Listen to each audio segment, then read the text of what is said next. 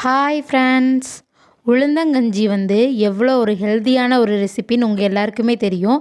அது எப்படி செய்கிறதுன்ற நான் சொல்லித்தரேன், வாங்க பார்க்கலாம். இப்போ நான் ஒரு பெரிய ஸ்பூனில் 3 ஸ்பூன் அளவுக்கு நான் வெள்ளை குண்டு உளுந்து எடுத்துருக்கிறேன்.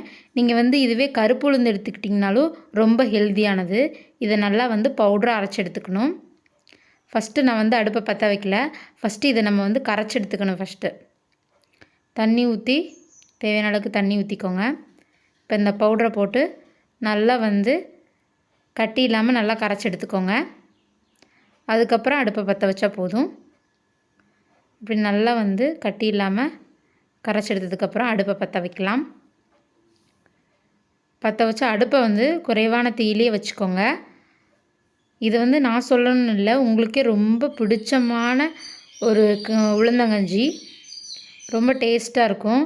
இதுக்கு நம்ம தேங்காய் பால் இந்த மாதிரி தான் சேர்த்துக்குவோம். ஏலக்காய் உங்களுக்கு தேவைன்னா நீங்கள் சேர்த்துக்கலாம், இல்லைன்னா சுக்கு சேர்த்துக்கலாம். இப்போ இதோடு சேர்த்து கொஞ்சம் தேங்காய் பால் மிக்ஸ் பண்ணி நல்லா கொதிக்க விடுங்க. தேவையான அளவுக்கு வெல்லமோ இல்லை கருப்பட்டியோ இல்லை நீங்கள் சர்க்கரையே யூஸ் பண்ணாலும் யூஸ் பண்ணிக்கலாம். அந்தளவுக்கு நல்ல ஒரு ஹெல்த்தியான ஒரு ரெசிபி. குழந்தைங்களுக்கெல்லாம் நல்லா செஞ்சு கொடுங்க. இல்லை பெண்களுக்கு கூட இது நல்ல ஒரு ஹெல்த்தியானது. அவ்வளோ ஒரு டேஸ்ட்டான ஒரு ரெசிபி. தேவையான அளவுக்கு நீங்கள் தேங்காய் பால் எடுத்துக்கலாம். என்னோடய சேனல்லே தேங்காய் பால் ஈஸியான முறையில் எப்படி எடுக்கிறதுன்னு நான் ஐ பட்டனில் கொடுத்துருக்கேன் மேலே. அதை போய் பாருங்கள். இந்த அளவுக்கு நல்லா கொதித்து வரணும். நல்லா கிளறி விட்டுக்கிட்டே இருங்க. இந்த மாதிரி அளவுக்கு நல்லா கொதித்து வரணும். இப்போ அடுப்பை ஆஃப் பண்ணிடலாம்.